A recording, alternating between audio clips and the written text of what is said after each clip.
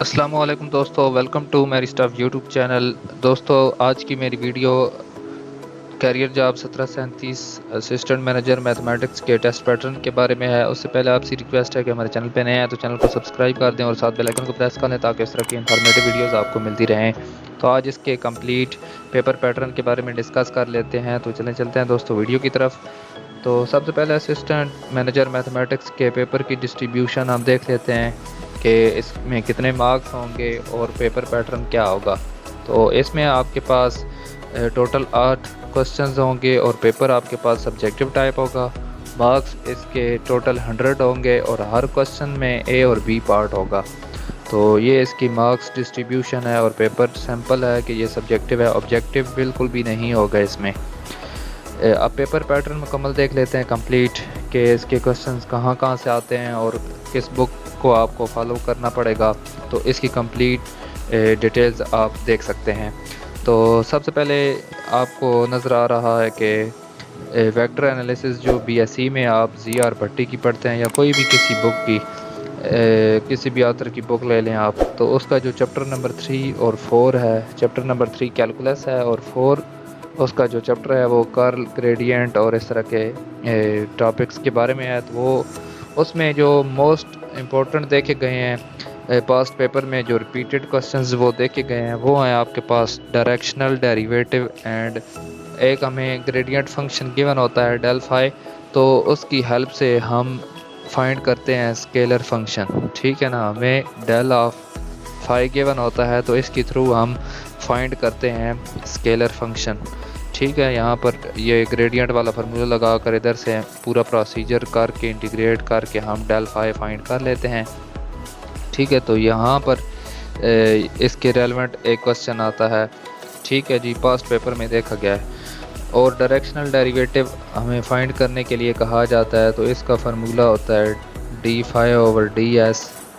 ये नोटेशन इसकी है D phi over D S और इसका फार्मूला आगे कंप्लीट पूरा प्रोसीजर होता है। यहाँ पर हमें डेल फाई फाइंड करना पड़ता है किसी पॉइंट पी पर और उसका डॉट प्रोडक्ट हम लेते हैं किसी भी वेक्टर यूनिट वेक्टर के साथ। और आपको पता है यूनिट वेक्टर बराबर होता है वेक्टर डिवाइडेड बाय वेक्टर का मॉड। ठीक है, तो ये इसमें फाइंड करके इनका डॉट प्रोडक्ट लेकर हम डायरेक्शनल डेरिवेटिव ले लेते हैं। तो इसका प्रोसीजर थोड़ा बहुत मैं आपको साथ साथ बताता जाऊंगा कि कैसे कौन सा क्वेश्चन आता है। तो इसकी डिटेल के साथ आपने वीडियो को एंड तक देखना है। ठीक है जी, तो नेक्स्ट स्लाइड पर मैं चलता हूँ। नेक्स्ट स्लाइड है vector and tensor. Vector and tensor में जो टॉपिक्स देखे गए हैं इसमें स्टोक्स थ्योरम और इसके रेलेवेंट जितने प्रॉब्लम्स होंगे वो आपने सॉल्व कर लेने हैं। उसके अलावा ग्रीन थ्योरम है, उसके रेलेवेंट जितने प्रॉब्लम्स होंगे वो आपने कर लेने हैं। उसके अलावा एरिया फॉर डिफरेंट शेप्स, हमें एरिया अंडर द कर्व और मुख्तलिफ डिफरेंट शेप्स दे दी जाती हैं। कोई भी एक रैंडमली कर्व दे दी जाती है, उसके अंडर जो है वो हम एरिया फाइंड करते हैं। ये MSc बुक आप कोई भी इसकी फॉलो कर सकते हैं। तो इसके रेलेवेंट आपने प्रॉब्लम्स देख लेने हैं वेक्टर एंड टेंसर के। नेक्स्ट स्लाइड पर चलते हैं। मैकेनिक्स में आपके पास कंपोजिशन ऑफ फोर्सेस वाला टॉपिक आपने कर लेना है और इसके रेलेवेंट जितने भी प्रॉब्लम्स होंगे वो आपने ये चैप्टर तकरीबन सारा कर लेना है इसके जस्ट प्रॉब्लम्स एक्सरसाइज के। उसके अलावा radial and tangential components of velocity and acceleration, ये एक बड़ा इंपॉर्टेंट टॉपिक है और ये 2 से 3 दफ़ा आ चुका है। और इसके रेलेवेंट जो प्रॉब्लम्स हैं कि हमें कोई पार्टिकल दे दिया जाता है उसका पोजीशन वेक्टर और उधर से हम रेडियल और tangential components of velocity and acceleration कैसे फाइंड कर सकते हैं वो आपने देख लेना है। आपने सारे प्रॉब्लम्स इसके सॉल्व कर लेने हैं। नेक्स्ट स्लाइड पर चलते हैं जी। Mathematical method book by SM Yusuf, ये BSc में बुक आपको पढ़ाई जाती है।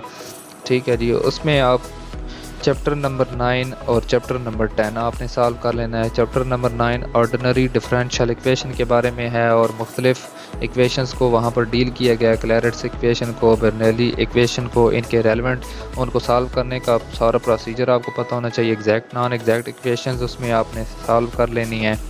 ठीक है जी, चैप्टर नंबर 10 में आपने पहली 6 एक्सरसाइजेस सॉल्व कर लेनी है।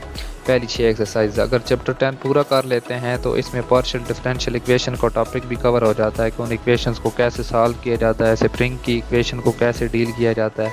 मुख्तलिफ इक्वेशंस हैं, हीट इक्वेशन है उसका सलूशन मतलब कि वो भी पार्शियल डिफरेंशियल इक्वेशन के अंदर आ जाता है, तो वो सारा कुछ आपने सॉल्व कर लेना है। ठीक है जी।